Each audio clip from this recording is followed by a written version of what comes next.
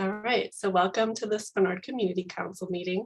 I'm going to go ahead and quickly share my screen so that you can also see on our website how we try to put all of the materials you'd have if we were in person. You'd be gathering papers at the front of the room.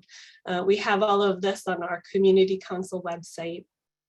And the quick way to find it all is just the information on the top of the page is our Zoom login information. And then we've got a link for current agenda, previous meeting minutes, handouts, draft resolutions to consider, and lots more below that. But they'll take you all to the right sections of our meeting, and you can review documents before we get to that topic. I will just point out that this meeting handouts takes you to these other documents tab, and we have lots of updates and reports, including from different state legislators who aren't here tonight to present, but they've got their reports and updates there as well, so you can access that.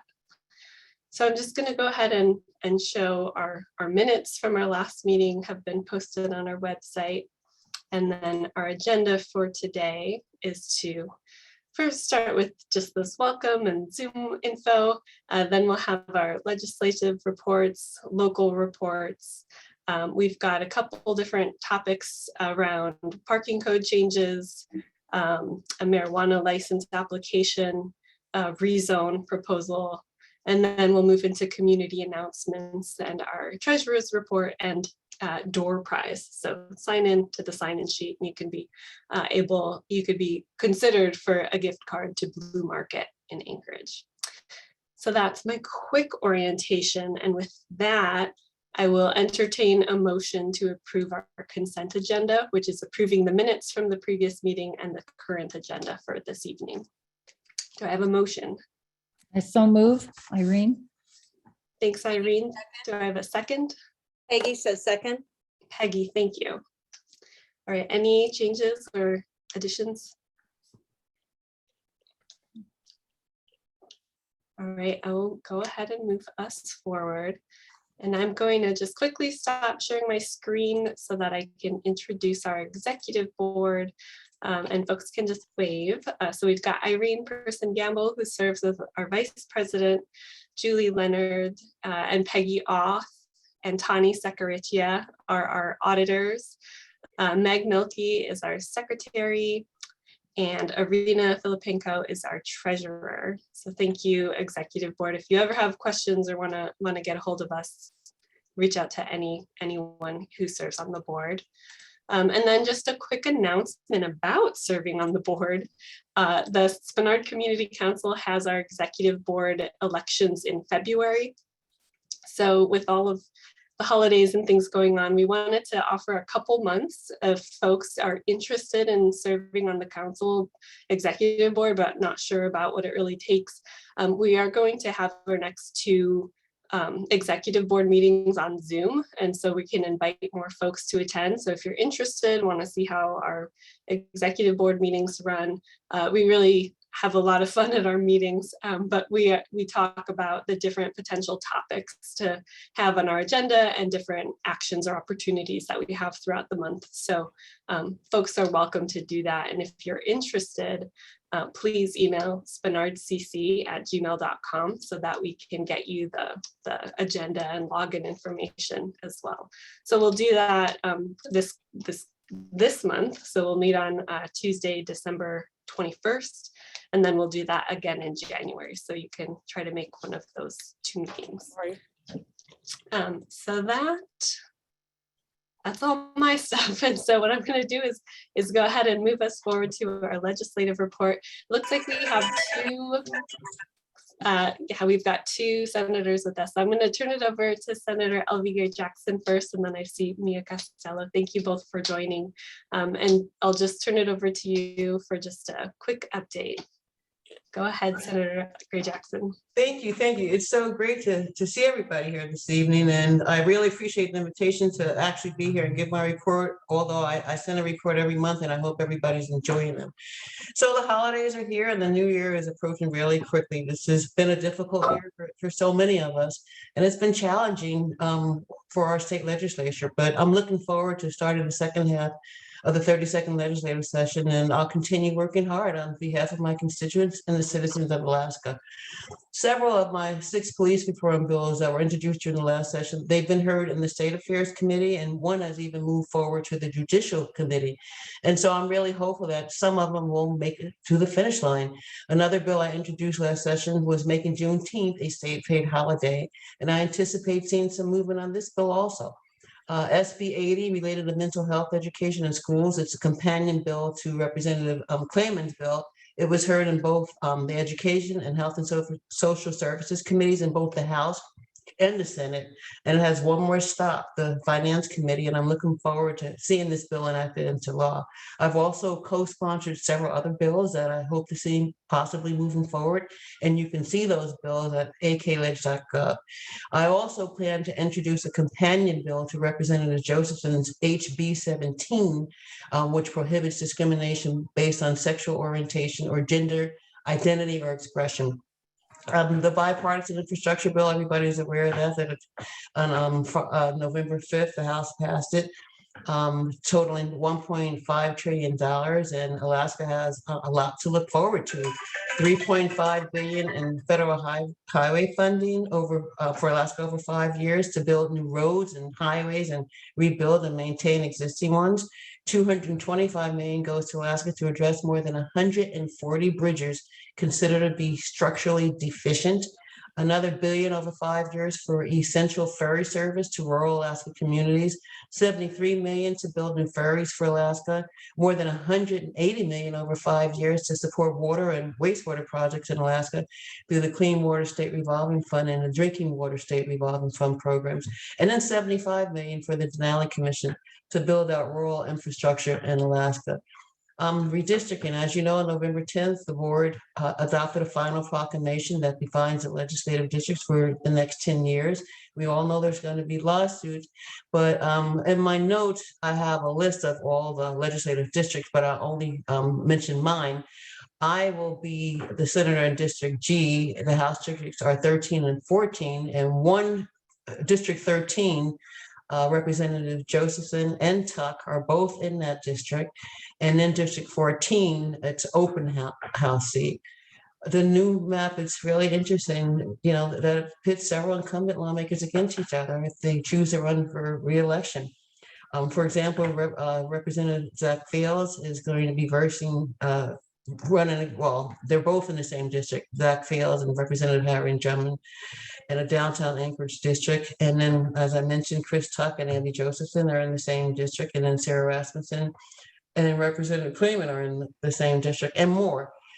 But the redistricting board, they worked with a goal of putting 18,300 Alaskans into each legislative district, and we'll see what happens. And with that said, if anybody has any questions, I'll be happy to answer them. But then I have to run to the University Community Council. I'm so glad that we're doing Zoom. I don't have to jump in a car in this weather. But anyway, if there are any questions, I'm happy to hang on for a moment and try to answer them. Thank you. Sure. Yeah, thank you. We'll take one question and then we'll go to Senator Costello. But looks like Tani has a question. So go ahead, Tani.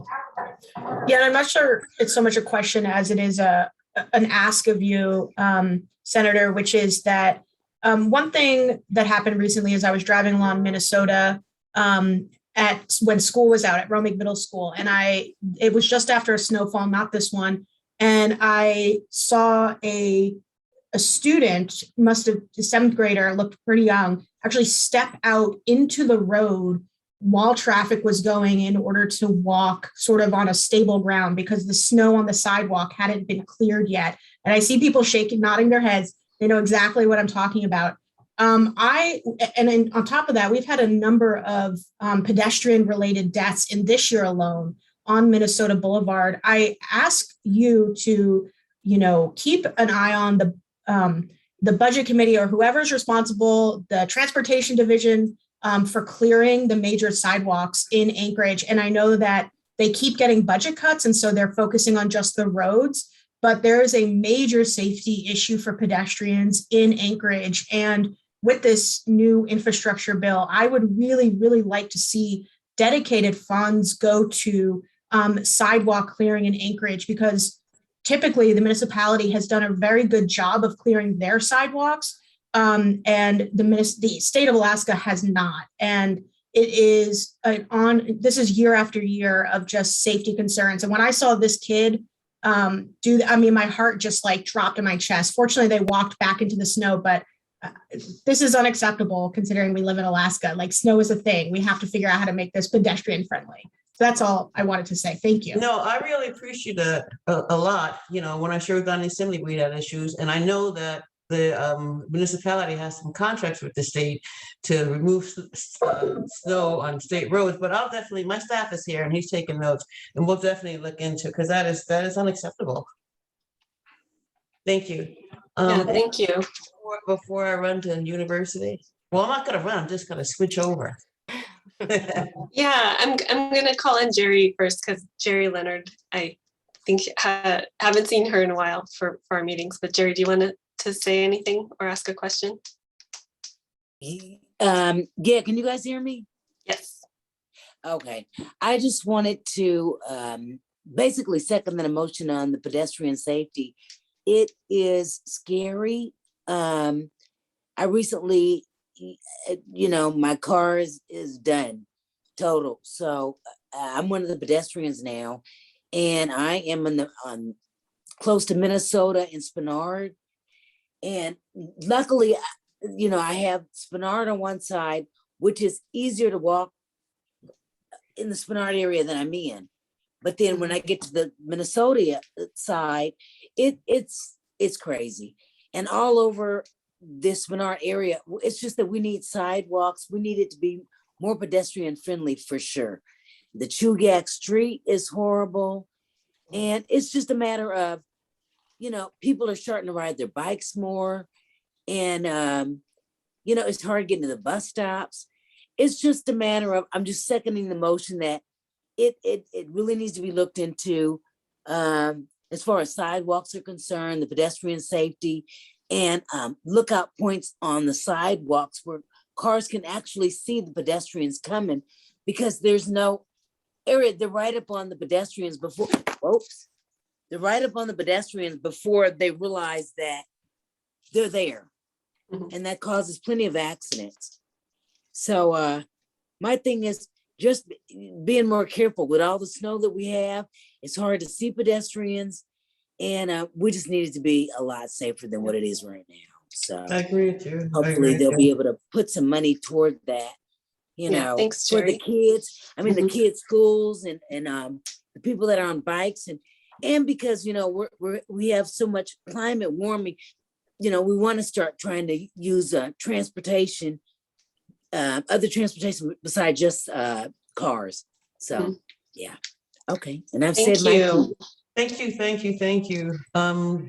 I hear everybody loud and clear, and I'm sure when you get to assembly reports, and maybe even my colleague, Senator Costello, they may have some comments on that also. But if there's nothing else, I'm gonna go to University Community Council. Mhm. Great, And thank you. Thank you again for inviting me to be here this evening. Happy holidays to all of you. Take Yeah, care. thank you. You're welcome. Bye. All right, and over to you, Senator Costello. You've got some nice festive lights behind you. Thanks. Yeah, I did put up my tree. It's from my childhood. And I was on earlier before the meeting started and was just listening to people talking about how much they enjoy Spenard and how much they love living in Spenard. And my father owned a little tiny house, which used to be a Alaska Railroad car that was made into a house. And that was on Oregon Drive. And so I have a lot of memories from spending time at that place. So I really appreciated that conversation.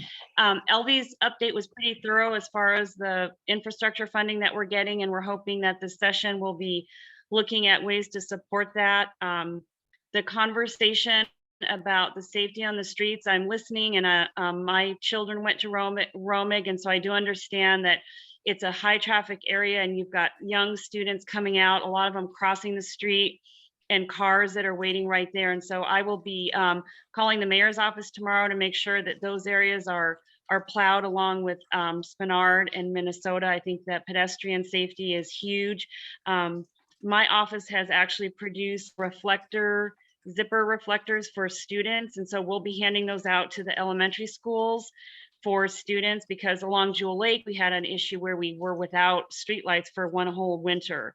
So I do think that's really important to have our communities be safe for the foot traffic. And with that, I just wanted to say it's a real honor to represent you in the legislature. I am planning to run for re-election, and we'll be coming around door to door. But if anybody has any questions for me, either tonight or at some other point, my office phone number is 269-0117. And my email is online. It's the same as LV's. It's my senator.mia.costello@akleg.gov. And I do read my emails and answer those every day. So thank you very much. Great, thank you. I'm not seeing any questions or hands raised, so I appreciate you being here for this update. Okay. Perfect. All right, well, I'll move Thank you very much. I forward. appreciate your time. Yeah, thank you. Welcome to Margot Bellamy, the Anchorage School Board report. Welcome, Margot. Thank you. So we are already in December and winter break is on the horizon. So we're starting our monthly meetings this month. They will be on Mondays. So if you are planning to attend or log in, it'll be Monday, December 6th and Monday, December 20th. So that's a slight change. That's just so that we don't conflict with the assembly.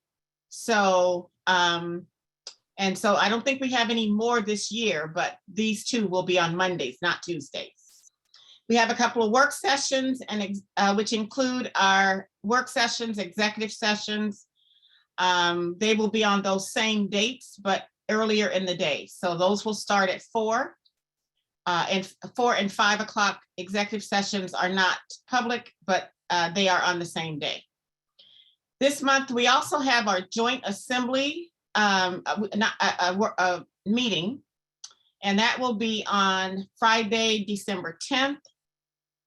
On that same day, we're having our legislative luncheon with all of our legislators. So I'm hoping to see all of our legislators as well as our assembly people at the luncheon. This year, we're doing a well-mitigated luncheon at KCC. It will be prepared by our students, and we are really, really excited about that. We did pass our bond. Well, we approved our bond.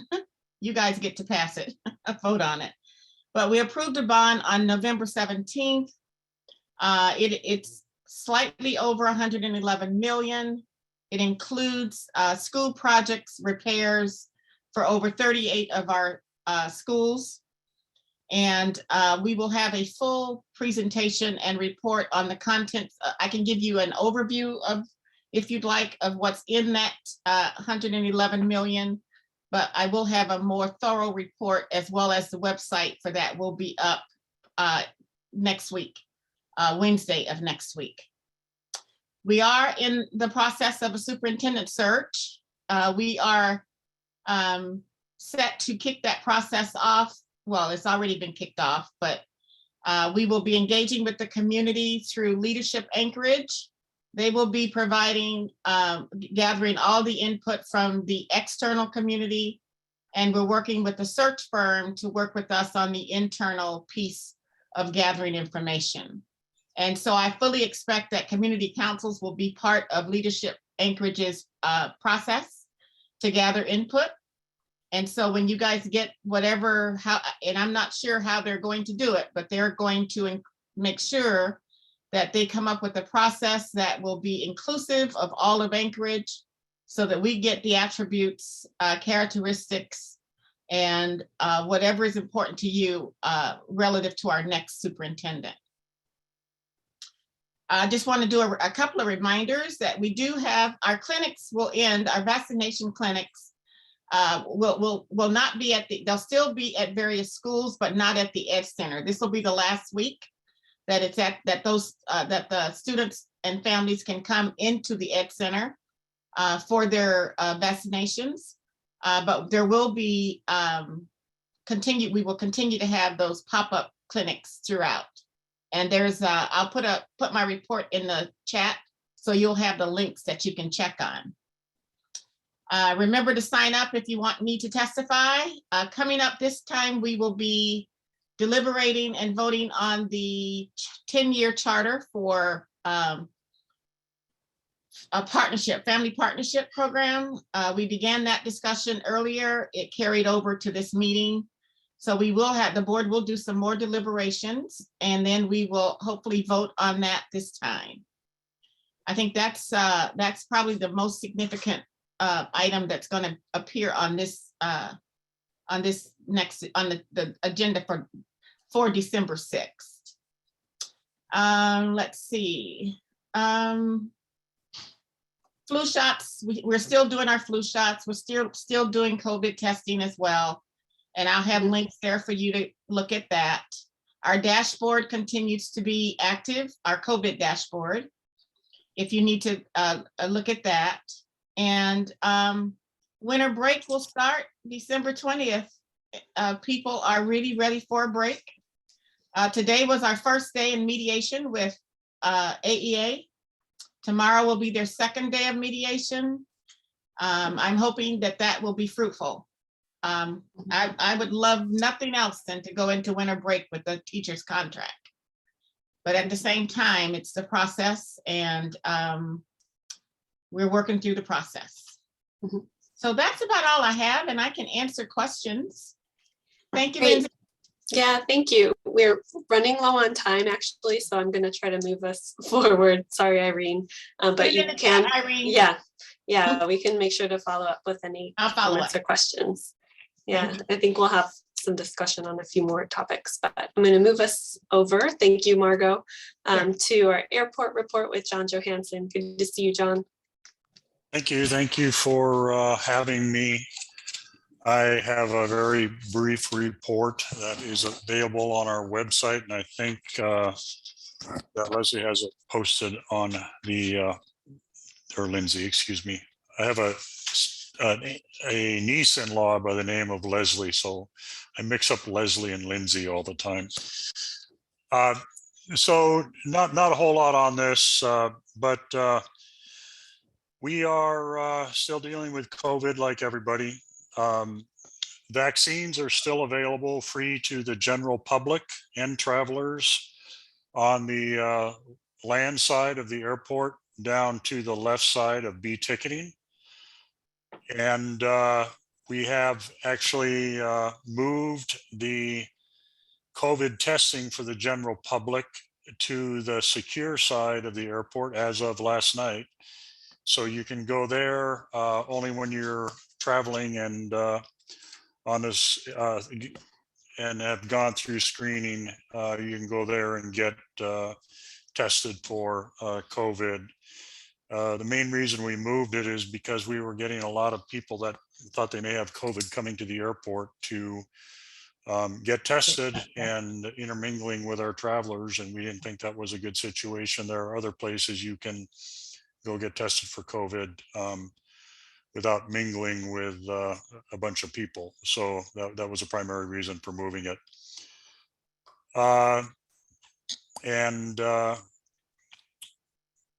Let's see, holiday parking. We have, it had pretty good congestion in the parking garage. A lot of travelers during the Thanksgiving holiday, exceeding those that we had in 2019, which was our previous high year. And we had nearly full parking lots. So if you have an opportunity to avoid parking in the parking garage, please do so during the Christmas holiday, because we will have a similar issue at that time, I think. And kind of contrary to that, we're hoping you will use the cell phone parking lot when you're coming to the airport to pick up people, to avoid parking at the commercial curb, because we get a lot of congestion at the commercial curb. So please use the cell phone parking lot. It is available your first right after coming in on International and passing the Spenard Jewel Lake intersection. It is your first right, adjacent to what we call the Upside Down building, which is the DOT Central Region Office building. Lake Hood Seaplane Base is officially open today. We had enough ice thickness that they are opening it up today for aircraft operations. So definitely keep off the ice because it is an active aerodrome and it is not a safe place for aircraft to intermingle with people and pets. People Mover bus, I think we mentioned this last time, that due to low ridership, the bus is only stopping now at the south terminal. It used to stop at the north terminal. It's not doing so now.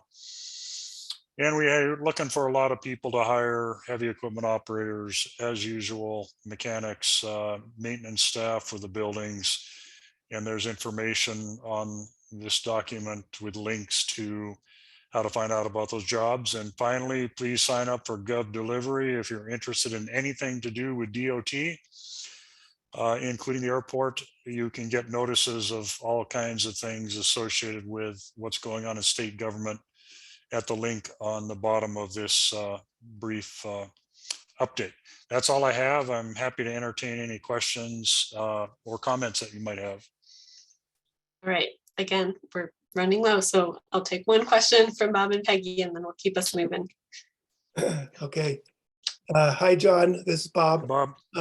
I presume you probably saw the article in the paper the other day about the snow dump. And do you know whether either the city has been in any negotiations with the airport about the exchange or disposal of the current snow dump? And is the airport against any kind of exchange or negotiated sale of the snow dump from the airport to the city? I'm a little bit embarrassed. I canceled my subscription to the paper a while ago. And so to answer your first question, no, I do not. I was not aware of the article. I will go dig it up and read it. But we just recently I think signed a lease. I believe it was 3 years with, or 2 years for 3 optional 1-year extensions for the municipality to utilize that area for a snow dump. So in the short to midterm, they have an agreement to use the snow dump, as I understand it. I don't believe there have been any conversations beyond that. I believe the city is still looking at a snow dump that is on their own property. And my understanding is the airport is not interested in a long-term lease on that property. Well, by long-term, I mean 20 years or so. That's about all I have on that. All right, thanks. Thank you. I just added the ADN article in the chat, and we have an extremely helpful librarian here, Sarah Prescott, to let folks know that you can access the ADN for free with their library card through the library's website. Good pro tip. All right. Well, thanks, John. Take a look at that article. We're still trying to dig up some information and some next steps on that project. Thank you. Thank you. And I want to welcome Sergeant Bishu. Thank you for joining us tonight for an Anchorage Police Department update. And then we also just have had conversations about the Northwood property at previous council meetings. So I'm glad to have you back to share an update on that issue as well. So welcome. Thank you. Hi everyone. Can you hear me okay? I'm sitting in my car, Yes. so. Yeah, So I've thank made a you. little bit of progress on the Northwood property, just as far as information. We talked about whether we could get AMC 880 to apply, and that's not going to work. It has to have an address, and then part of the code has to have a dwelling unit on it. So it actually has to have a structure that fits the description of a dwelling unit. So that's not going to work, but we do have code enforcement involved. I haven't got an update on them yet.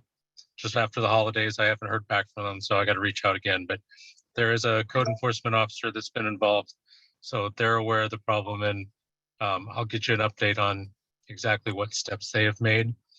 I reached out to Patrol as a whole and reminded them that we do have a authorization on file for trespassing anybody that's in there, and asked them to start doing that if they get a call for service over there and they contact somebody that is camped there.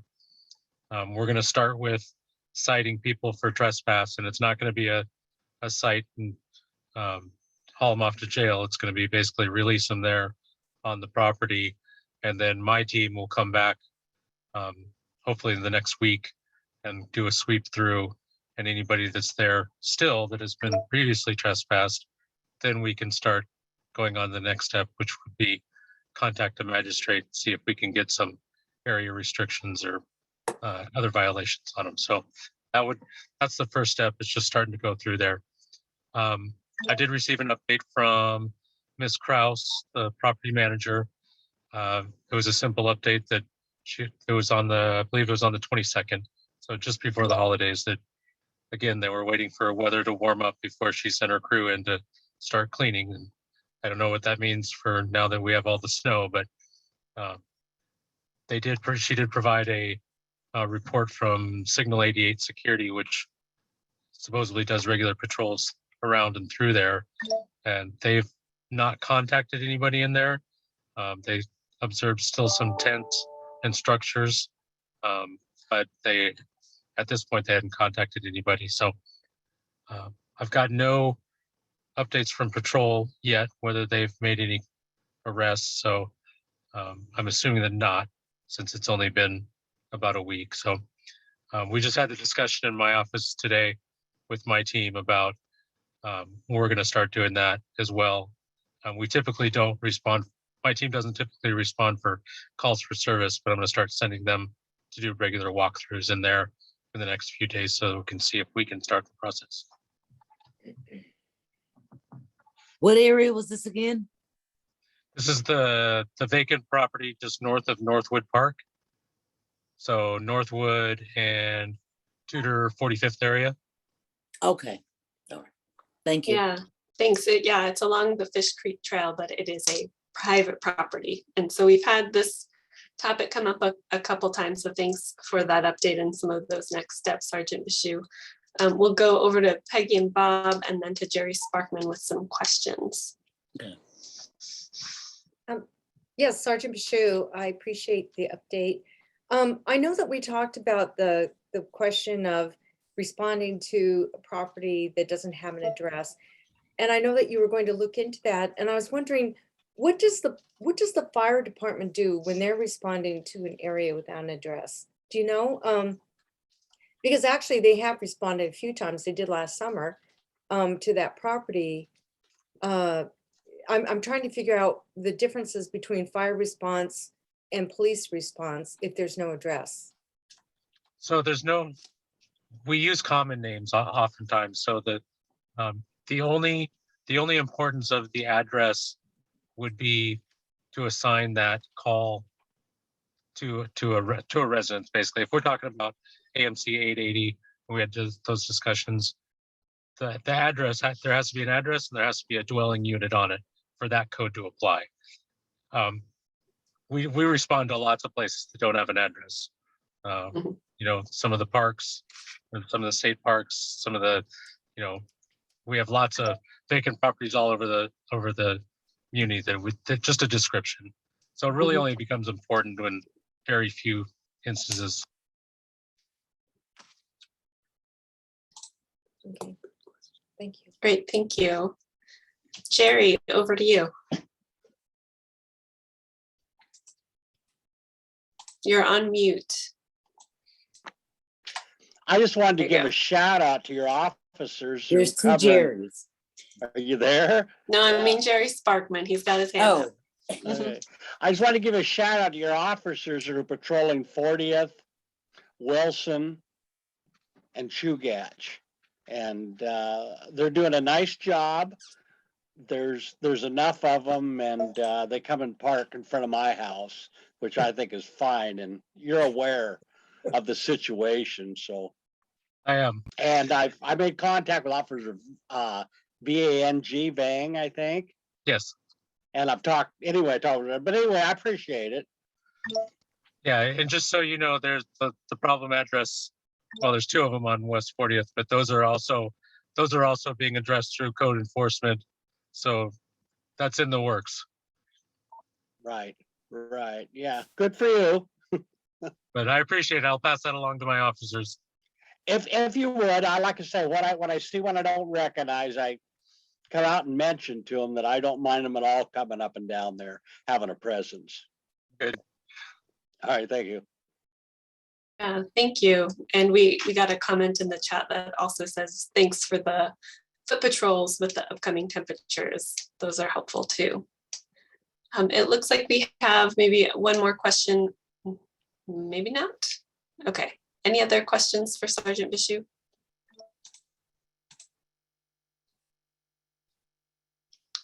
Okay, well, Sabrina, go ahead, and if you'd like, if you're able, please show your video if you can.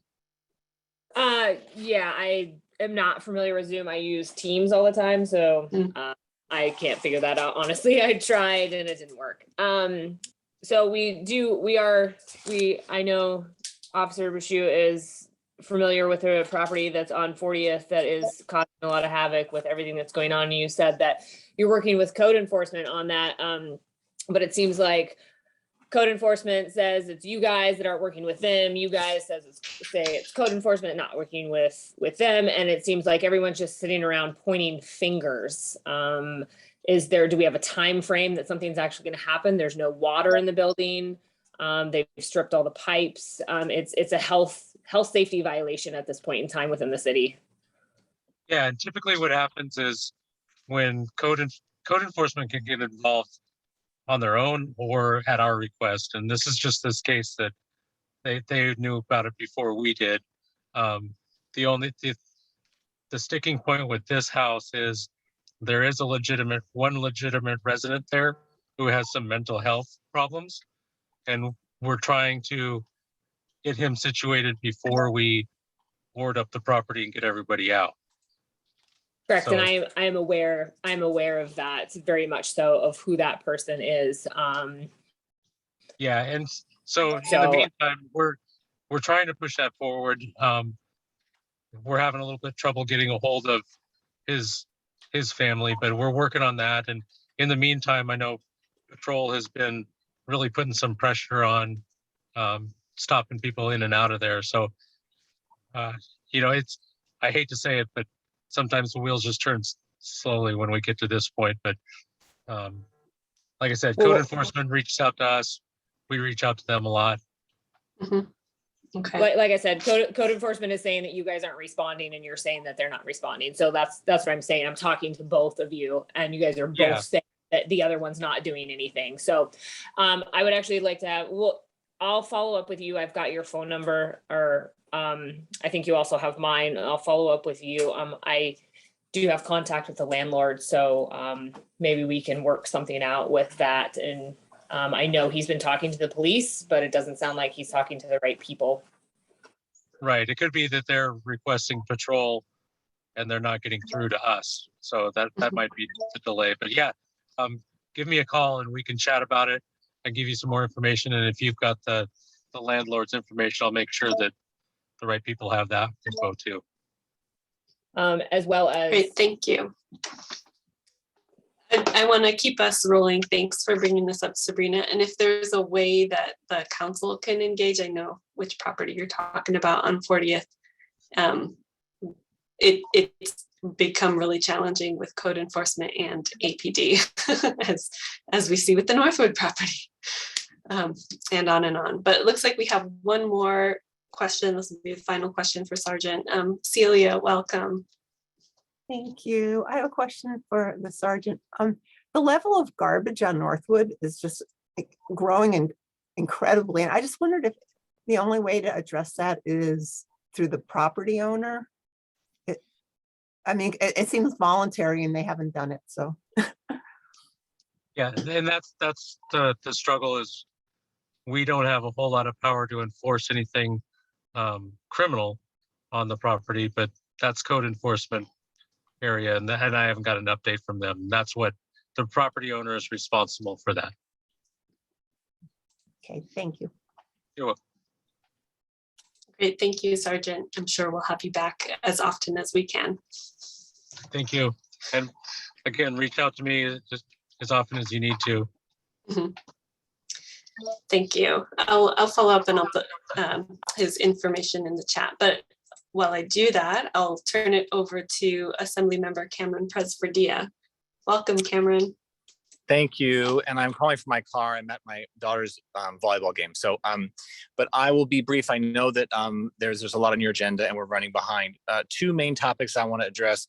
One, the last time I was at the meeting, I talked about the budget and the concerns that I had about the mayor's budget that was proposed. And so at our last meeting, the assembly came back with many amendments.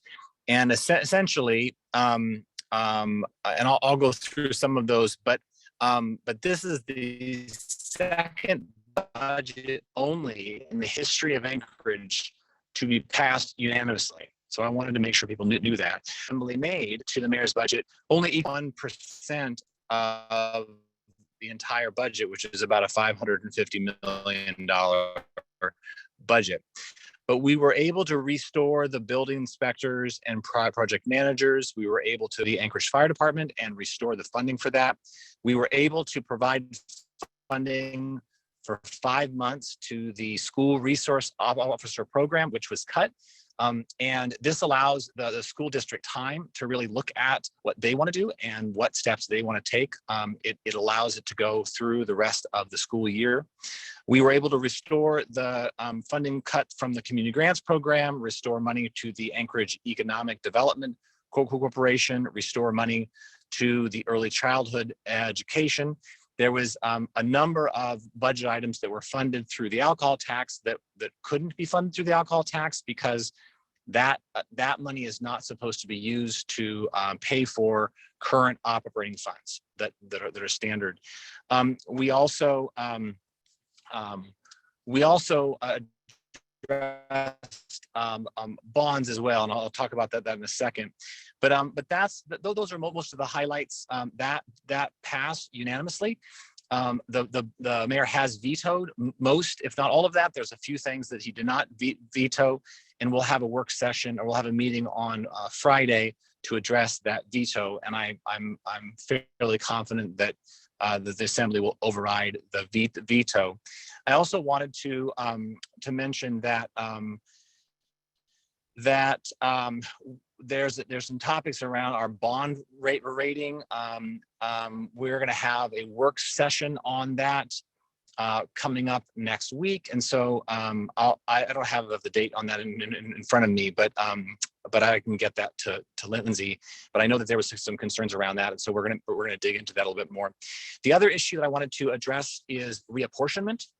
And for those of you that don't know, reapportionment is Anchorage version of redistricting. It happens every 10 years.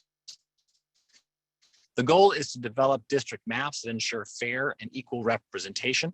The process works best when we have broad community input. And I sent a fact sheet to Lindsay, so hopefully we can add that and get that distributed out. The timeline for it, we had our first meeting on November 23rd. The draft plans will come out at a committee meeting on December 9th, and then again on January 6th. The deadline for all submissions is January 10th. There'll be 2 town hall meetings in mid-January. and then another couple of committee meetings, and then the agenda deadline to submit for introduction will be February 1st. I'll get all this information to Lindsay. And then the final assembly meeting to approve this will be assembly meeting. The first one is February 15th and the second one is March 1st. Couple things to keep in mind here is that because of the late completion of the US Census and therefore the state redistricting plan happening later than expected, we will not be in time to complete this before the upcoming election in April. And so this will really go into effect and will affect the next election. A couple of other important points is that this reapportionment will include the 12th assembly member. As many of you know, the voters of Anchorage approved a 12th assembly seat so that there's 2 representatives in the downtown district. So that's another piece that will be added to this. And we just really encourage folks to get involved and to participate in the process. And just the last piece I wanted to mention is that both member Davison and I have had conversations with this community council and others around bonds. I know there's a real interest in restoring some of the bonds that were cut and looking at priorities to put on that bond package. We still have time to do that. We made the strategic decision to focus our energy on the operating budget because there were so many changes associated with that. But we will continue to work with this council and others to get all the information that we need and work to put those priorities back on the bond package. Sure, we have until January to do that. So that's my quick Lindsay update, and I'm happy to answer any questions. Great, thank you. And I just uploaded the reapportionment fact sheet into the chat, and it's now on our website. And we'll take some questions. I will turn it over to Geneva, who serves as the assembly aide. And should mention, Austin has sent her regrets. She's been traveling for the last, I think, a few meetings, and so can't join. But I'll start with Geneva, and then we'll go to Dave Weir with the question. Yeah, hopefully Austin will be able to make it in January. But Cameron gave a really good overview of what's been going on with Assembly. I think the only thing I can really add is that when it came to kind of looking at these budget amendments and what to keep and what to not keep, a lot of the things that Dunbar and Assembly Member Twin Davidson were looking at was the commentary from community councils, from people of the community that said they wanted these programs, that they were necessary and they were important. So giving feedback on all these things really matters. Keep emailing in, stating your opinions. It does make an impact onto how we see the budget and how that affects Anchorage in the long run. Mm-hmm. Great, thank you. All right, over to you, Dave, and then Tawny. I guess my question is my understanding, Cameron, is that the municipal budget is $40 million in the hole, and you guys keep spending more and more money. And I've been a resident of Alaska all my life and a resident of Anchorage since '65. And I have rental property, and my taxes have gone up 56% in the last 10 years on the property that I own. And you keep raising taxes. I mean, it's got to stop somehow. And you keep talking about homeless people, and I have rental property that I've been trying to keep it reasonable, but everything keeps going up. And so I'm going to have to raise my rents just to cover the costs. And you guys are spending money we don't have. So if the money isn't in the bank, how can you justify spending it? Well, it's good to see you again. I saw you at the Sand Lake Community Council as well, and so I'm not sure I got a question. The question is what?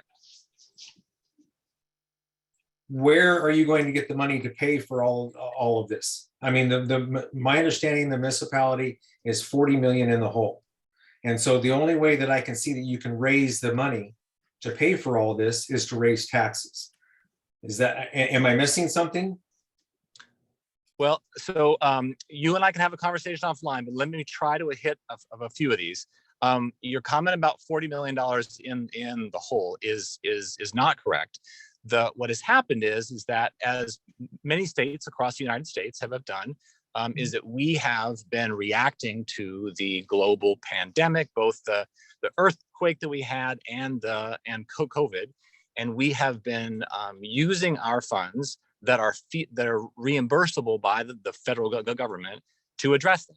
And so that is not a debt. It is an expenditure that is intended to be reimbursed by the feds. And so and then the second question, I think, is about property taxes.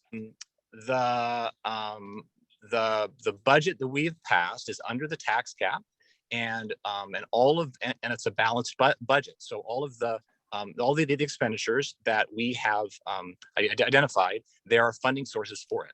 So, and those funding sources include property taxes and alcohol taxes and a variety of things. So I'm not sure if that answered your question or not. Well, Okay. every I don't single want to have a prolonged debate. I want to make sure that we can move forward. The only And- opportunity we have to speak with our assembly people, it seems like, is at community council meetings. Oh no, So- you can call me. Yeah. I'm happy to talk with you. So I'll put my phone number in the chat and you can call me. Yeah. And I'm not sure if it's clear, but we do want to make sure Spenard residents and members have priority when we have these conversations as well. So I'll move over to Tani. I am a Spenard member. I own property in Spenard. Okay. Can you please put that information when you sign in or into the chat box, so that's how we can track attendance. The address that I see that you signed in with is, I think, Sand Lake. All right, so over to Tani for a question, and then we can move into our presentations. Tani, are you there? I think she disappeared. All right, Cameron, I think that's all then. Well, I'll sort of circle back with Tani and see what her question was. Okay, perfect. All right, thanks so much, everybody. And I put my cell phone number in the chat. Feel free to give me a call. I'd be happy to have a conversation. So. Thank you. All right, so I'm going to move us forward into the first topic. It's a proposed amendments for Title 21 land use planning. So we've got Elizabeth Appleby here with the municipality for 10 minutes for presentation and questions. So please keep it brief so that we can keep rolling. Will do. Can you hear me? Yes. Okay, and I'll just flash my video. I'm just gonna say hi, and then I'm gonna turn off the video because sometimes I've had trouble with it on. But this is me. Hi everyone. So I work in current planning for the municipality. I'm here to talk about some amendments that we're proposing for Title 21 parking and site access. And I'm just gonna hit the share screen button.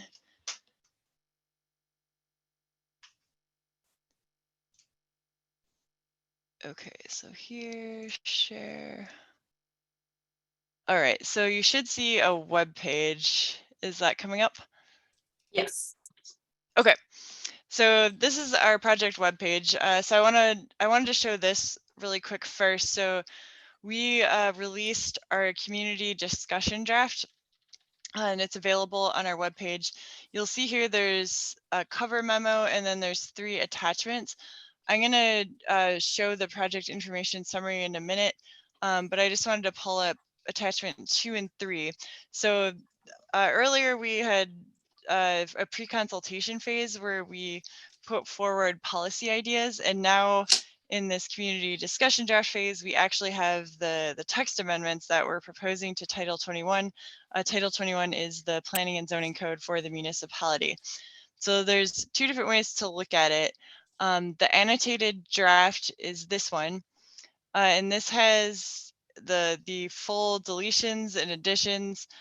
There is this handy cross-reference at the start, because you can see it's a lengthy document. It's 174 pages when you show every single deletion, addition, or relocation of text.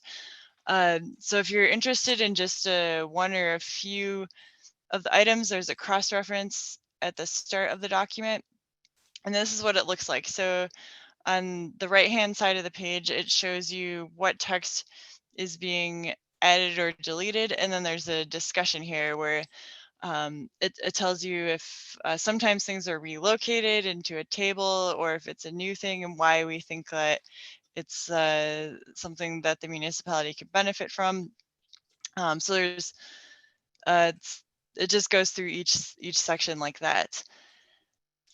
If you look on the clean version, then that is just the text we're proposing without the annotation that tells you about the change or that shows everything that's deleted. So this is just the text we're proposing. There are some notes for things that were deleted, but otherwise it's just a clean version showing the final text that we're proposing. We're hoping to get feedback on the community discussion draft by December 17th, if possible. And I'm just gonna bring my PowerPoint up. So the PowerPoint I'm gonna show then is the project information summary. So if I go from current slide, and let's see, show presenter view.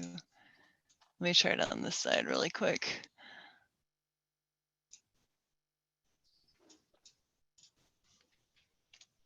It's not wanting to project on my other monitor. So I might just have to show it in this view. But this is available on the website, and this isn't a presentation. I wanted to read everything.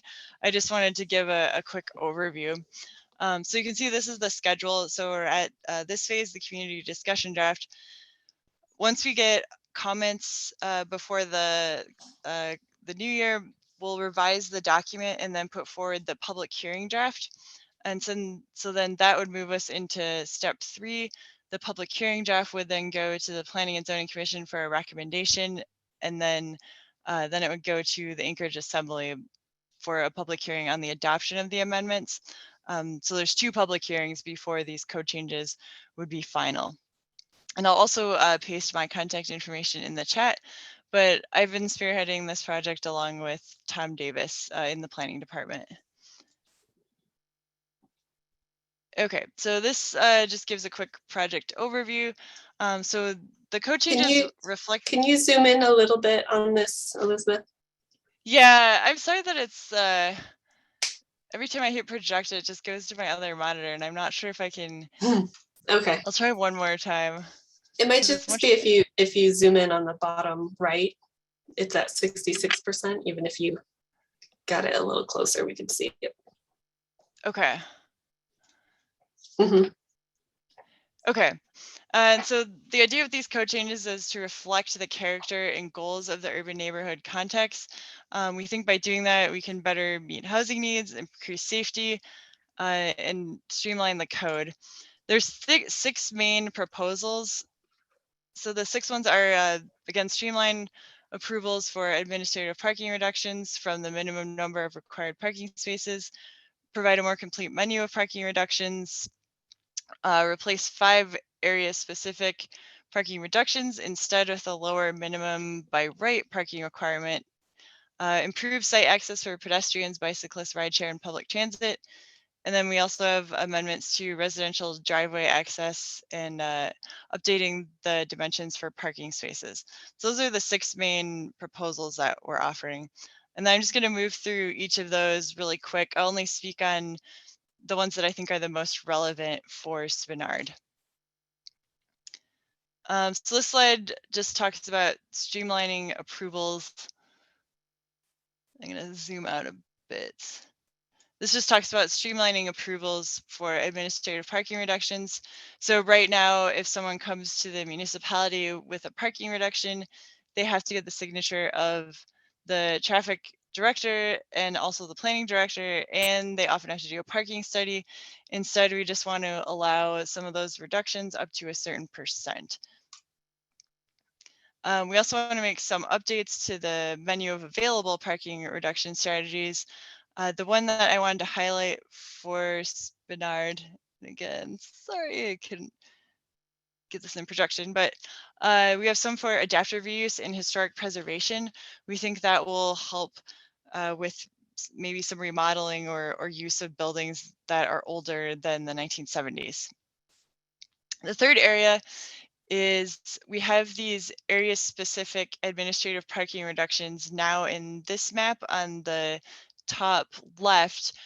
So there you can get a parking reduction. So you could, if you do certain things, you can reduce the number of spaces you're required to provide.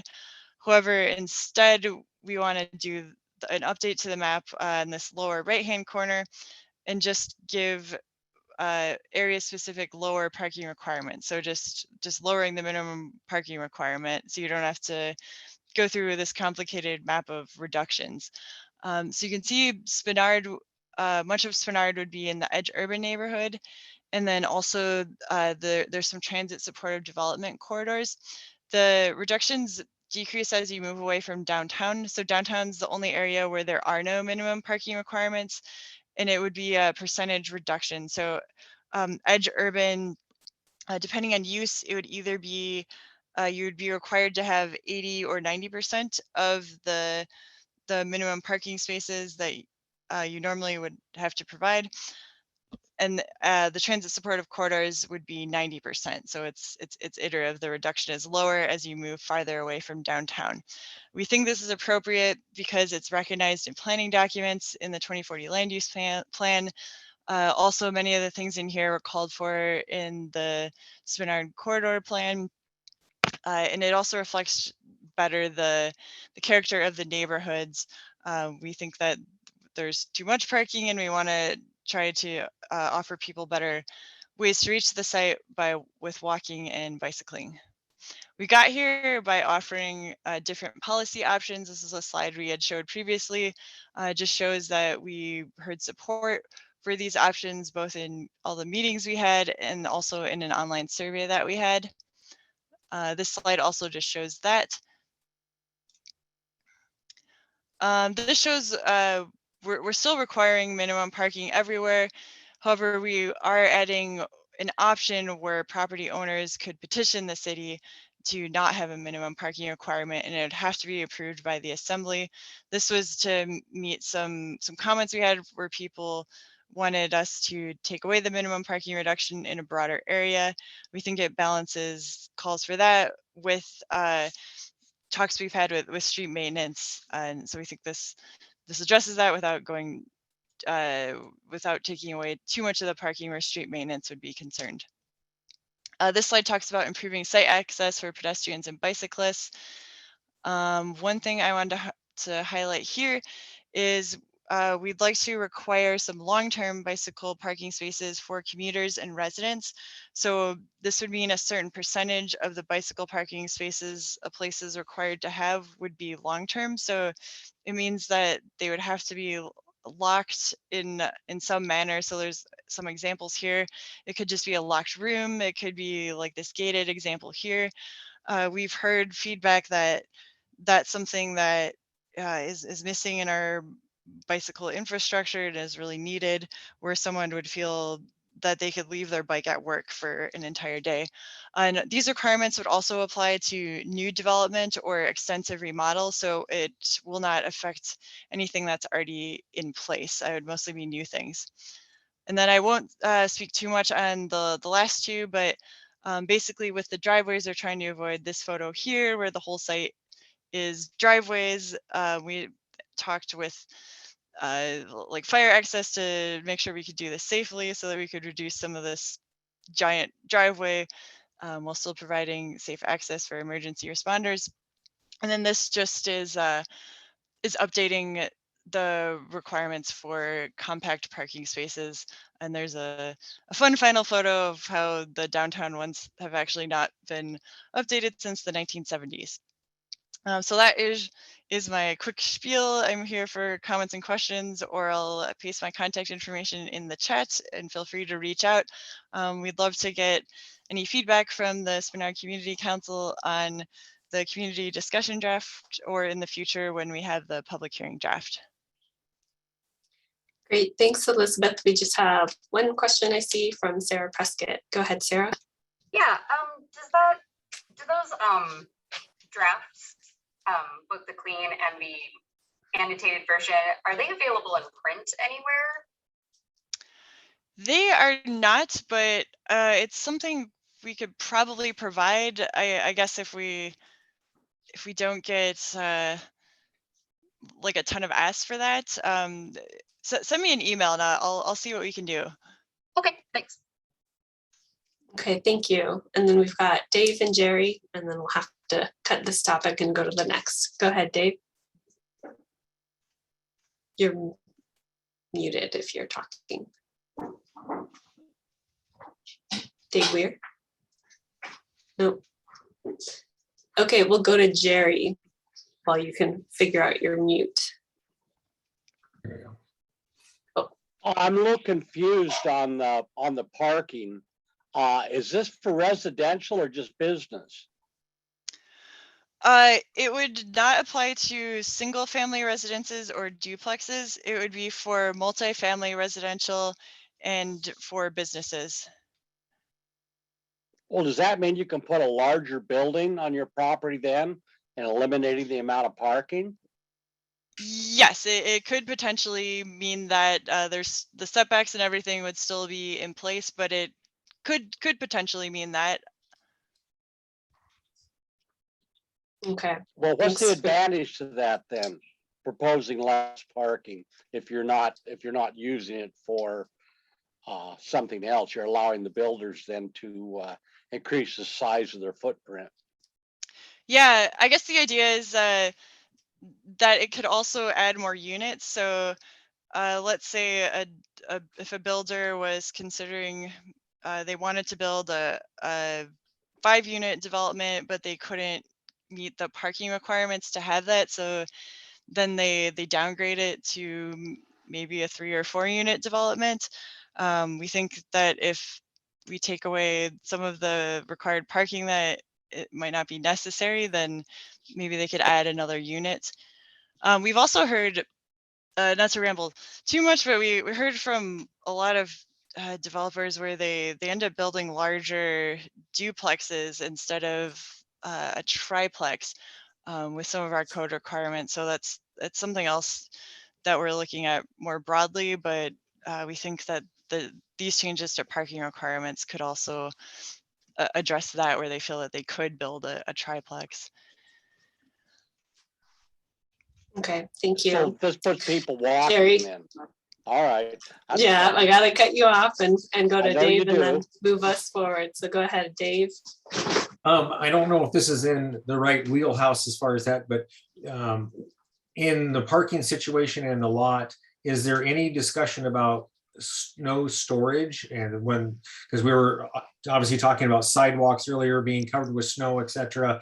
And one of the rental units I own is a condo complex which has zero any snow storage at all. And what we end up doing is taking about 3 or 4 parking spaces for snow storage until we can get it hauled off.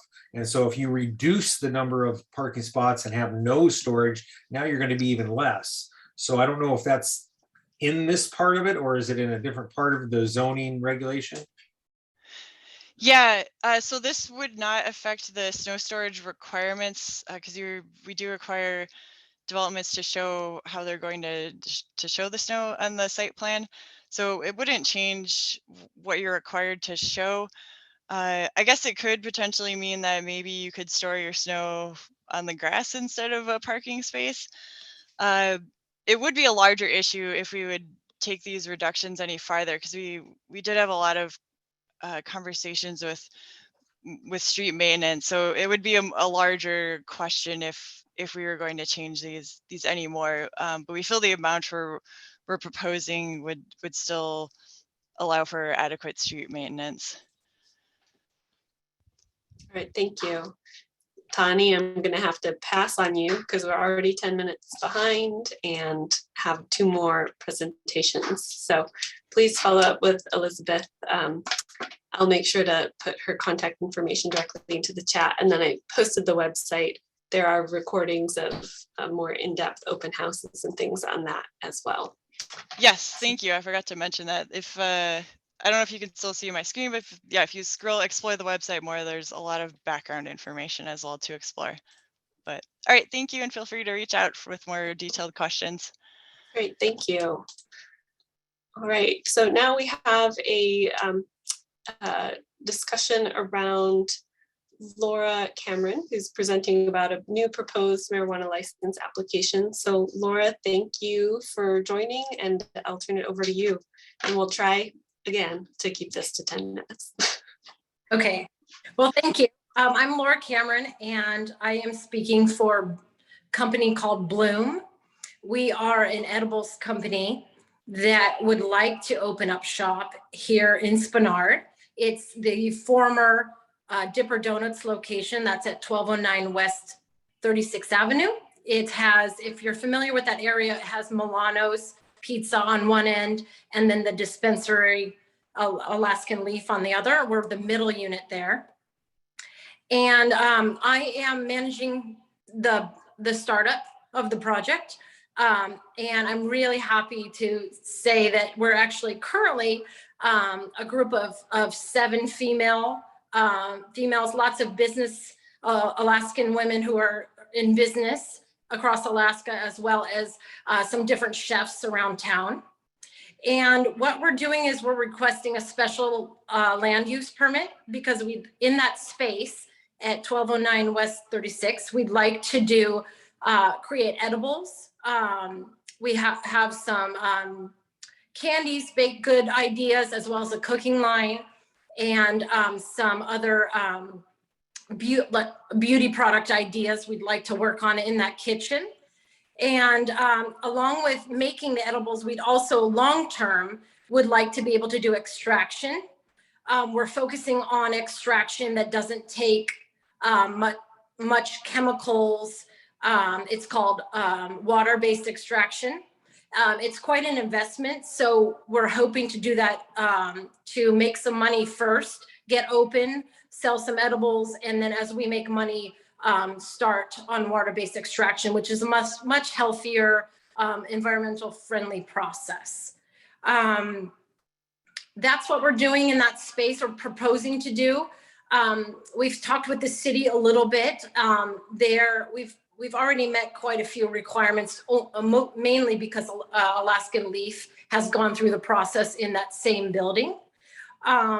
Something important to know is that it's a manufacturing site.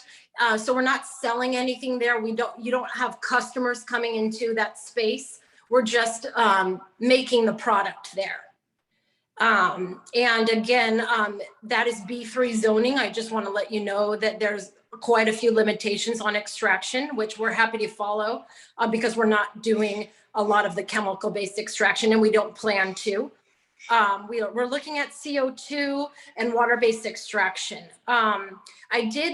Lindsay helped me upload a few slides in case you're interested, and my contact information is on that as well. And she uploaded that to the Spenard Community Council page. So I want to let you know that. Our products, we're focusing on adding a lot of Alaska farms and Alaska ingredients. So we've got Alaska blueberries, raspberries, we've got some rose hips, and we're looking at quite a few herbs for the beauty line. Let me look. Laura, do you want me to share the presentation, just the slides while you talk? You know what? I think I covered, well, yeah. Okay. Could you actually show page 3, if you don't Yes. mind? That's the map. So for that you can, I think while I speak, you might like looking at that. Sure. Thank you very much. So yeah, just this is where, so you'll see this is a big middle unit where there's a kitchen built already. So we don't have any major renovations going in there. We just have a little bit of marijuana specific baking equipment. But most of the infrastructure, 90% is already there. Electrical has already been upgraded previously, as well as the kitchen and the bathroom. So I don't think you wouldn't see any major construction if our license goes through. And we are hoping to go through with both the state and the municipality of Anchorage process and get through that and be able to open in Q1 of 2022. I definitely want to give you time for questions. I know we're a little behind, so I'll absolutely take questions now as long as possible, but I also uploaded my contact information as well, and please feel free, and even throughout, the next 6 months, you can reach out anytime if you're wondering what's going on or what our status is. Great, thank you. And we wanted to have Laura here early to share their ideas for the project. And what the Spenard Community Council typically does with marijuana licensees is have these discussions, see if there are any concerns, comments from the community, and then we can incorporate that within a neighborhood responsibility plan, which is a communication. It's almost like a memorandum of agreement, a communication agreement with license owners. So the discussion and conversation we have here, we can incorporate into that document as this project moves forward, depending on what we hear and how it goes. So does anyone have questions or for Laura or comments on this project?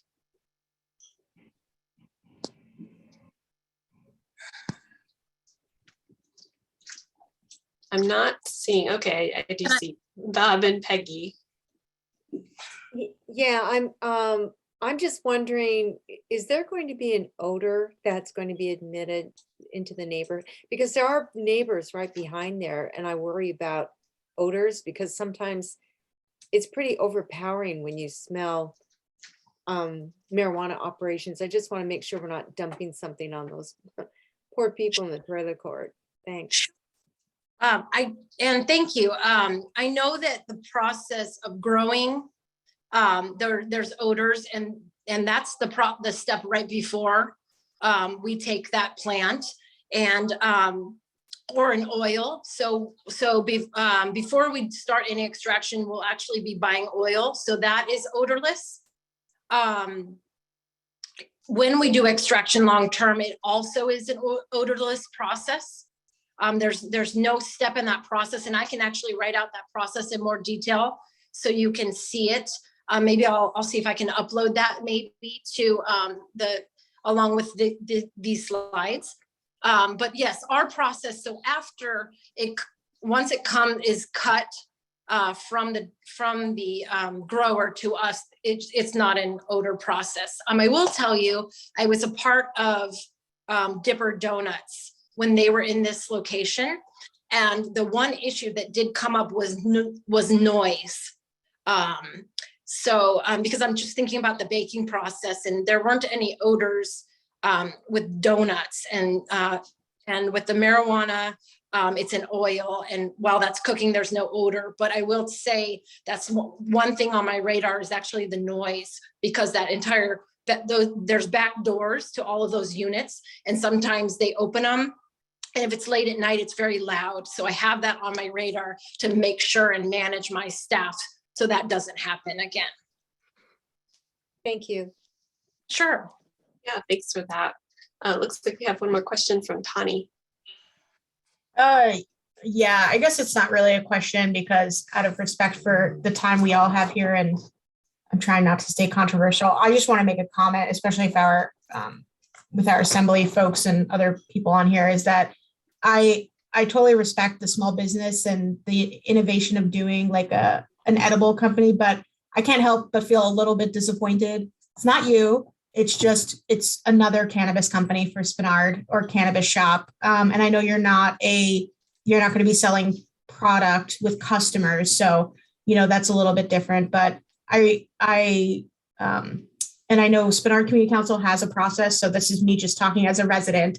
I do wish to see continued business diversity in Spenard, and it just keeps feeling like we're the setup shop area for the pot stuff, but that's not you. I hope you have lots of success. And I have some.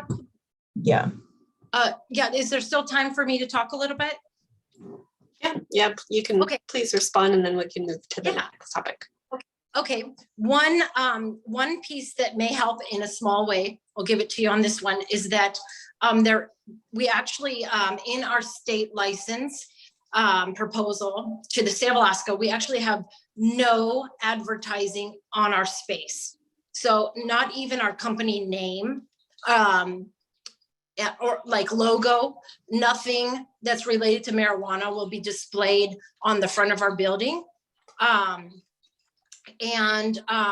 So if you look through the windows, what you'll see there is maybe some kitchen supplies and big tables. So I wanted to tell you that. That's one requirement.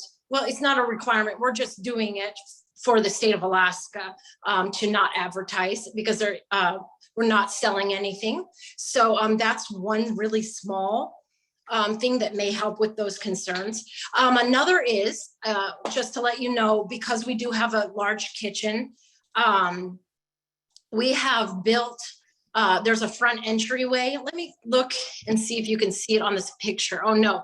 Let me, I'll upload one of our diagrams and show you, I'll point out the entryway, because there is actually an opportunity, and we're talking to a chef right now about opening up a small, what do you call it? Kind of a breakfast and lunch spot. There's a large entryway at the front of that building. And again, I'll upload the diagram. So it's interesting you raised that concern, because I've wanted to open it for a while, but the numbers, revenue, sales, and profit margin is a little bit low. But there are some people in the community that would really like to have a coffee and lunch spot in that area, as well as our landlord. He supports that as well.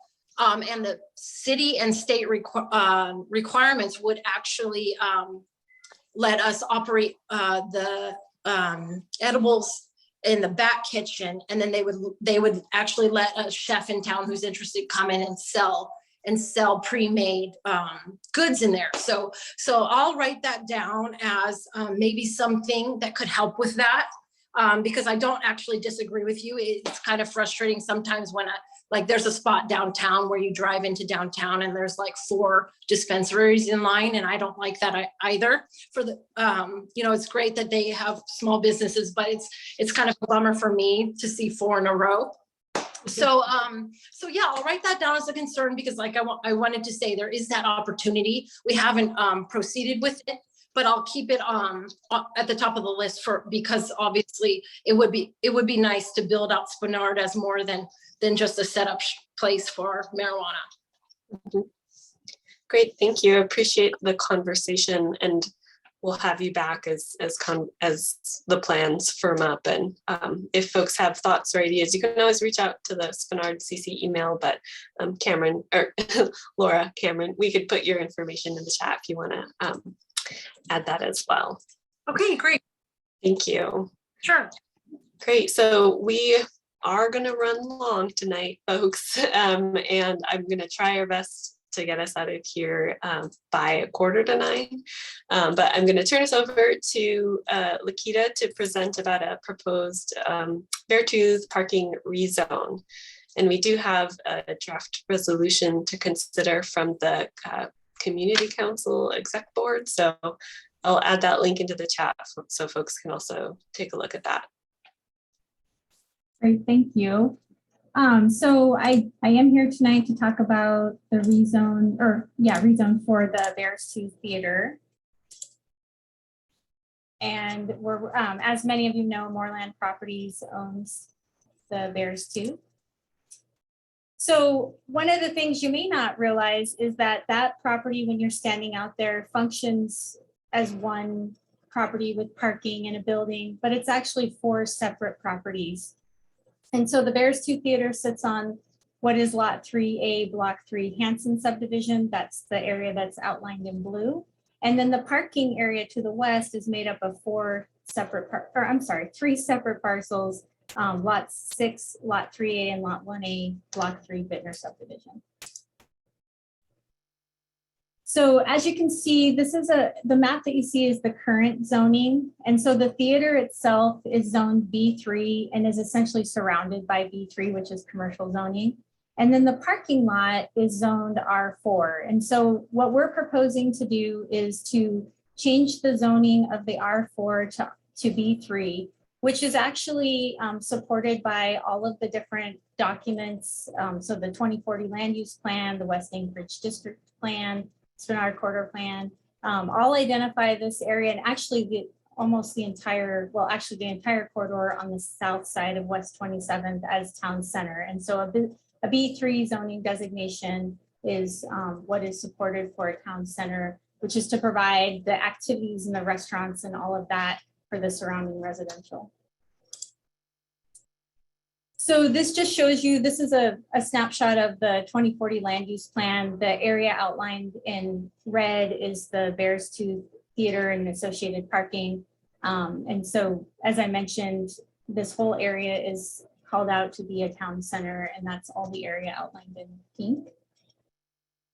And then the other reason for doing the rezone is that it would allow us to move forward in platting this entire parcel, or the 4 parcels, into one parcel, so that the piece of property is one piece of property, and so it matches the functionality that's out there today, and then maybe open some doors for the Beartooth folks as they continue to operate the facility. So next steps, we've had our pre-application meeting with the municipality, and of course we're here tonight doing our community meeting. We are planning on submitting our rezone application to the municipality on December 6th, which would set us up for a February 14th hearing before the Planning and Zoning Commission. And then assuming that they approved the rezone, we would go before the Anchorage Assembly sometime in the spring of 2022, not 21. So that's kind of what's planned. And then with that, I am happy to answer any questions. Great, thank you. Looks like we have a question from Bob and Peggy. Yeah, thank you. I did notice that there hadn't been an application filed yet. So my concern is that it is kind of speculative, in that if we approve it and it goes through and all of the parking becomes B3, then Beartooth can do whatever they want to do on that property. And there's nothing the community council can do. There would be no basis for the council to object to anything that could happen. And we don't know, there's no requirement that the parking lot be rezoned, because as the current zoning, it can act as a parking lot, and it's acted as a parking lot for 20 years. So there's no requirement. And then, but if you wanted to do something new, add a new dining area or something like that, I think, and then a rezone were proper at that point, then we would be able to look at it. But if we approve it in advance, we don't get to look at it. We don't have, I mean, we might look at it literally, but our ability to respond, we've waived it by giving you a rezone. We're saying, do whatever you want. We don't care. It's all good. And I just think it's premature without any kind of public need for it, and without a project to even examine. Sure, and I guess I will just add, that they're definitely tossing around ideas of what they'd like to do at the theater, but nothing definitive yet. Any changes to the site, even if it were to occur today, they couldn't just do whatever they wanted. They still have to meet Title 21 parking requirements and go through the building permit process. It's just really to have this property, instead of being, these 4 separate parcels, really come together as one. So it ties it together from here forward. And you're, as long as the Beartooth is there, you're going to need the parking that's associated with it. And really, to be honest, if it were to be redeveloped into something different in the future, parking would still be needed. So that's really why we're trying to do this, is because, they intend to own this for a long time, and want to continue to have a good business operation. And, you know, I've worked with the Beartooth folks for a long time, and they try to be good neighbors. So that's why we're coming forward with the rezone now. Great, thanks for that comment, Bob, and that explanation, Lakita. Lindsay, I there- have a question too. Okay. If that's all right.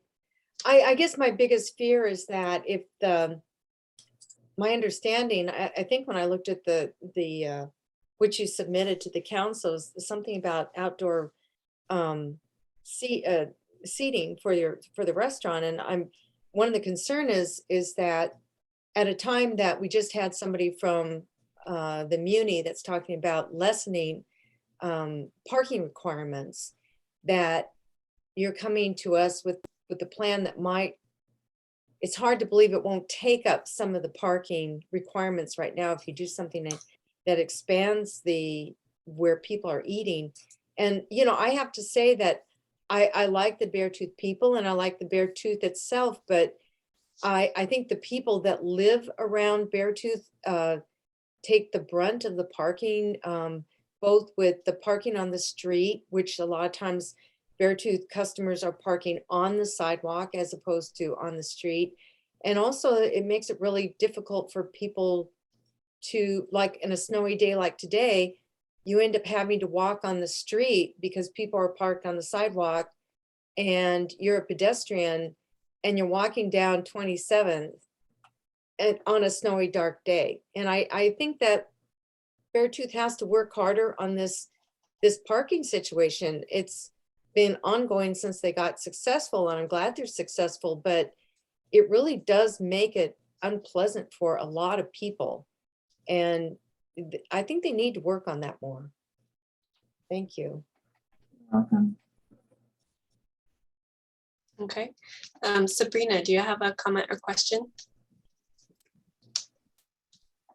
Yeah, I guess the question is I'm sorry, I didn't catch the last person's name that spoke, is that they're absolutely right. We're talking about being able to reduce parking for businesses or property owners. But then it just pushes more of the problem out on the streets. Honestly, look at Rustic Goat. Look what they did. The city allowed them to have the parking elsewhere, and that neighborhood is getting the brunt of that. So I think this does need maybe a little more looking at and discussion. I'm not saying it's a bad thing, but maybe a little more in-depth answers to the questions that the community is asking. I can probably, at least associated with the Beartooth, I can't speak to the overall, you know, issues with parking. And I would say this is probably not the only business in that area that has issues with parking. But as far as the Beartooth Theater, right now they have parking that meets the Title 21 requirements. There have been some discussions about potentially adding an outdoor seating area on the west side of the building, which would impact approximately 3 parking spaces if it were to move forward. And so again, we'd have to meet the Title 21 requirements. So for example, if they did the outdoor seating, they may need to look at reducing the number of seats in the theater or some other way to meet those requirements. They are very sensitive to pursuing parking reductions for all the reasons that you've talked about. You know, and I know they've looked at trying to acquire additional properties and shared parking and all of that. So they're definitely sensitive to the parking issues. The rezone wouldn't change what's going on there, and some of the issues with on-street parking. But again, they would have to meet the Title 21 requirements for anything that they did at the site.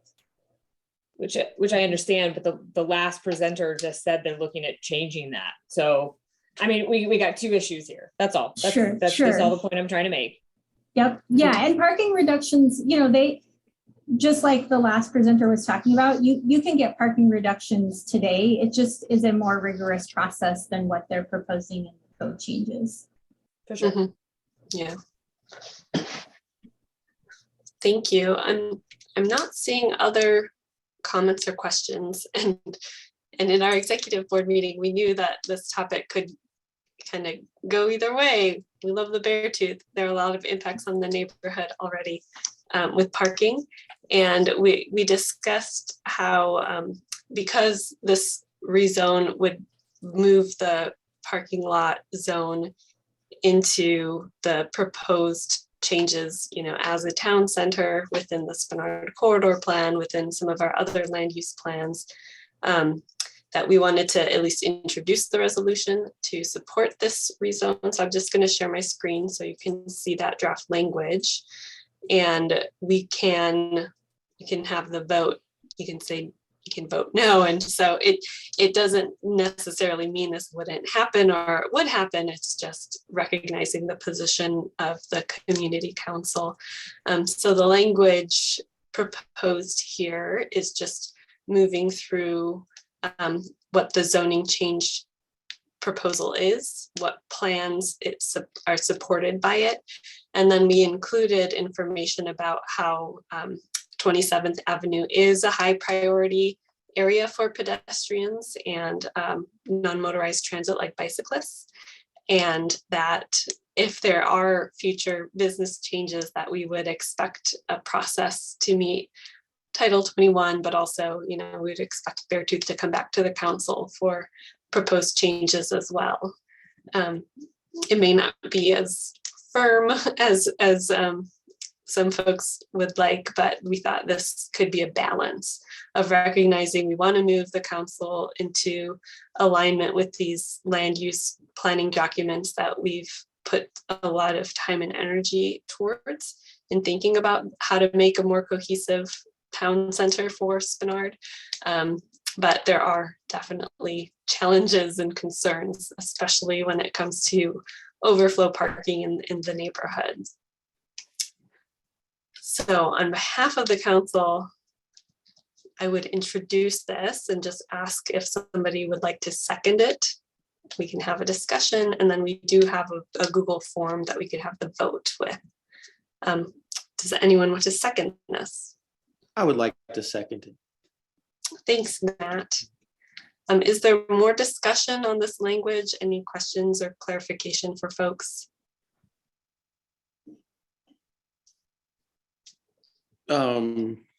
We didn't have anybody speak for it except for the one person who was sent by the property company.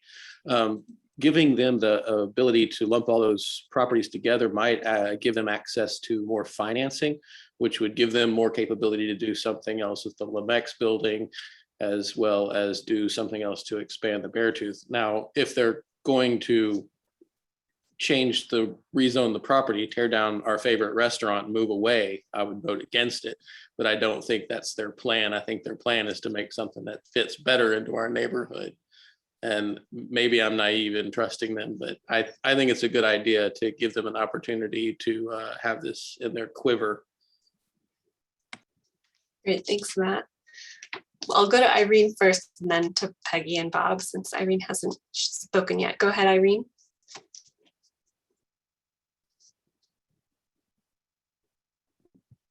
Okay, my thoughts are mixed about this. I've loved that theater since 1965 when it was the Denali. I've often thought, why not build a parking garage with at least another level, maybe then a third level, and put an outdoor seating at the top of that to get a nice view over the buildings and the sunset.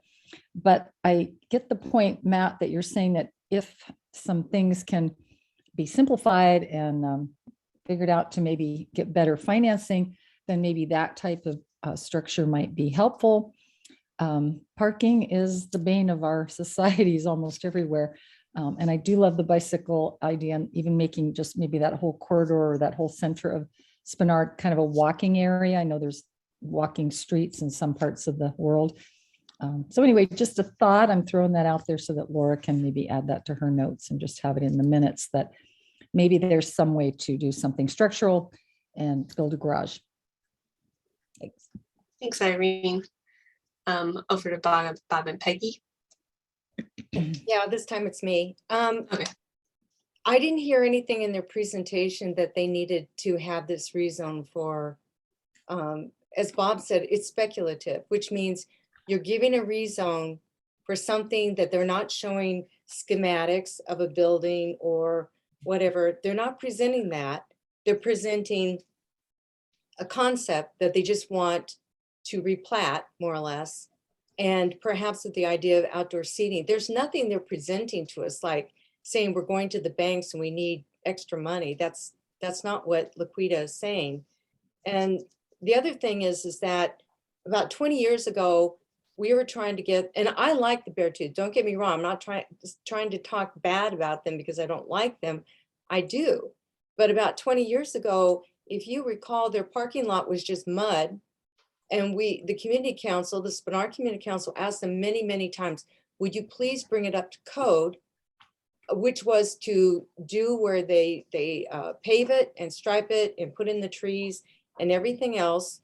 And they said, yeah, we'll do it, but we're going to do the roof first, and we're going to do this, and we're going to do that. And we couldn't get them to budge on it until their liquor license came up. And then we said, okay, you can get our approval on that when you do the parking lot. And that's when they did it.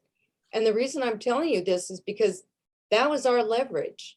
That's how we got them to do what SCC wanted them to do. And so I think that as much as you want to support this, you have to look at what they're asking for, which is Bob said, they can operate exactly as they are now without this rezone. Their parking is an approved area and they could do it right now. They don't have to do that, but they are asking us to have faith in whatever plans they have. And what Bob is trying to say is we give that away. So that's my point. Thanks. Okay, thank you. Any other comments, questions? I don't see any. And like I said, vote yes, no, we'll tally it all. So we'll have Irene, or excuse me, we'll have Irina post a she did the Google form link. And so that's our way to be able to check that current members are able to vote. And just a reminder about being able to vote, you need to be a resident or own a business or property within the Spenard boundaries. And you have to have attended a community council meeting in the last 12 months in the last year.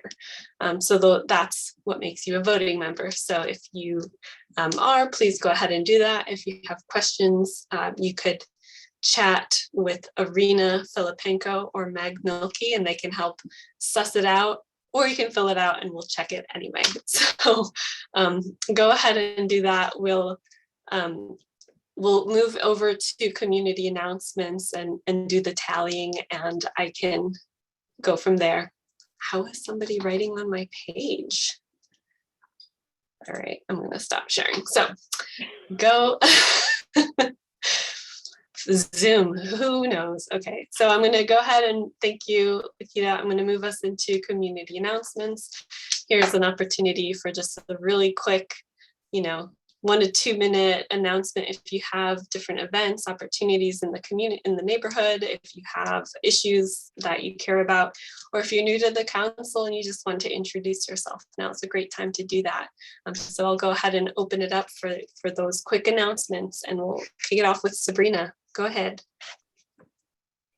I just have a question. I'm looking at the agenda and we discussed the Beartooth rezoning, but it also said that we were supposed to discuss including the Chugach Way project, and that didn't seem to come up. Are we still going to discuss that or no?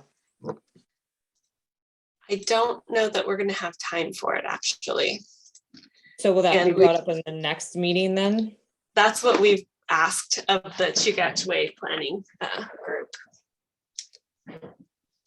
And so there's a lot more to that project, and we do hope to have, maybe we can have Laquita give a quick announcement on that actually while we're here.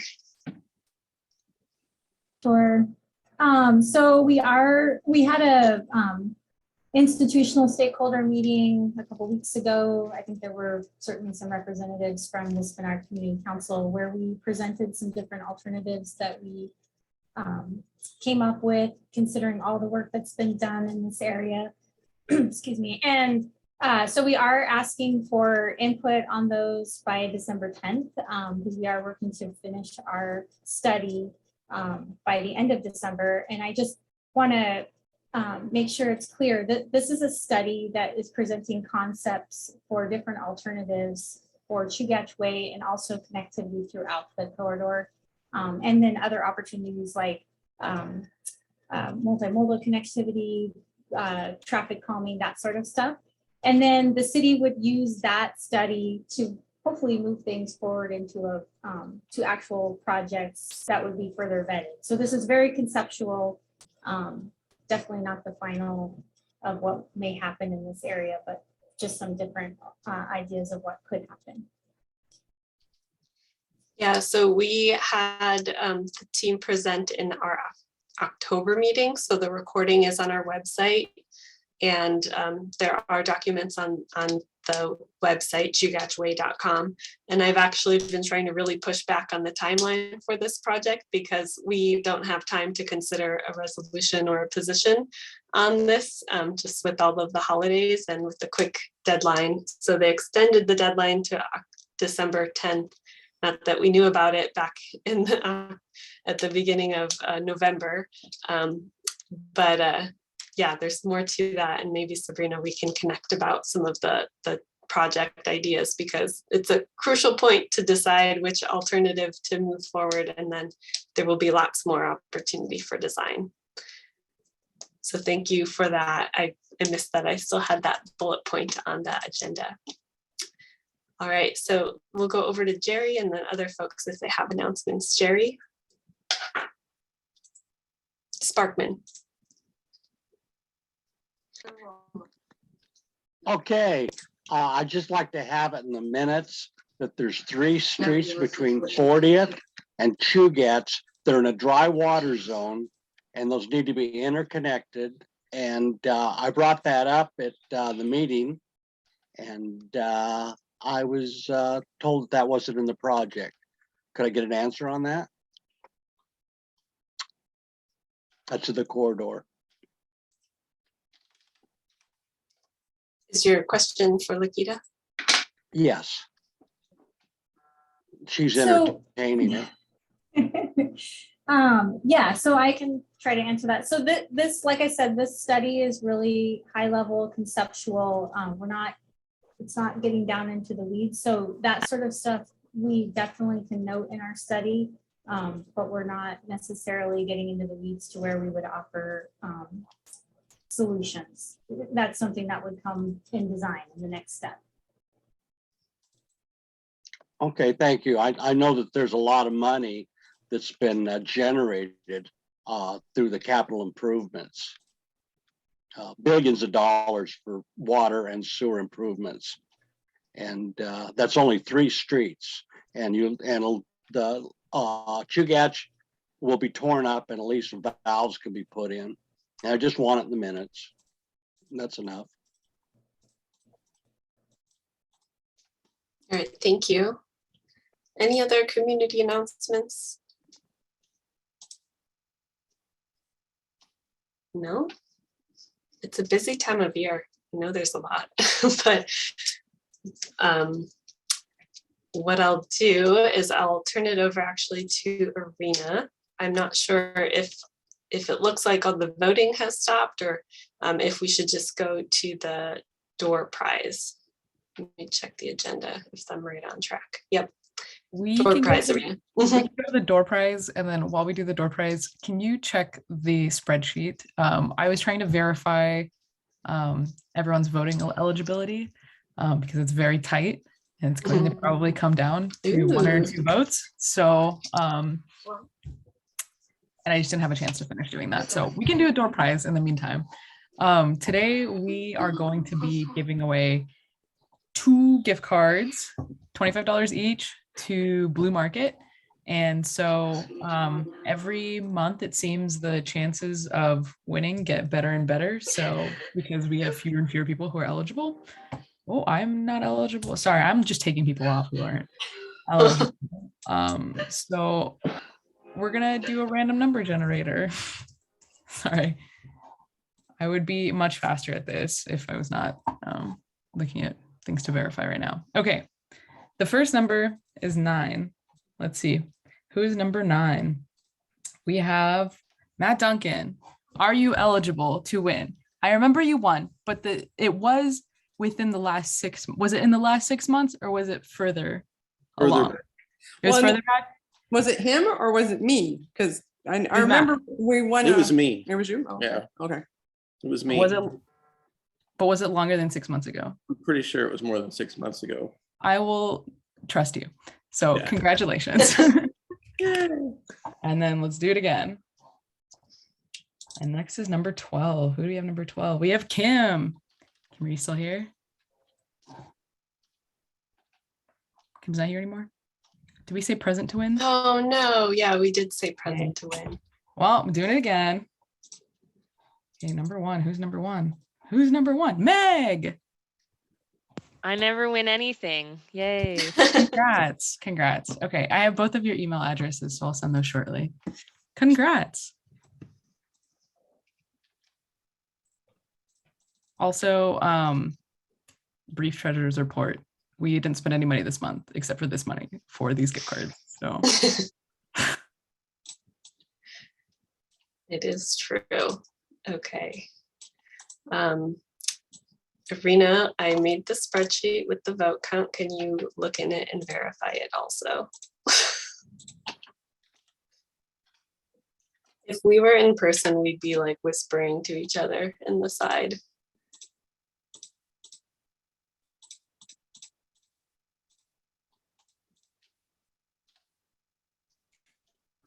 Actually, Lindsay, on that note, I know that the executive committee was going to talk about maybe an in-person meeting starting after the new year. And I don't know anything more if that came up again.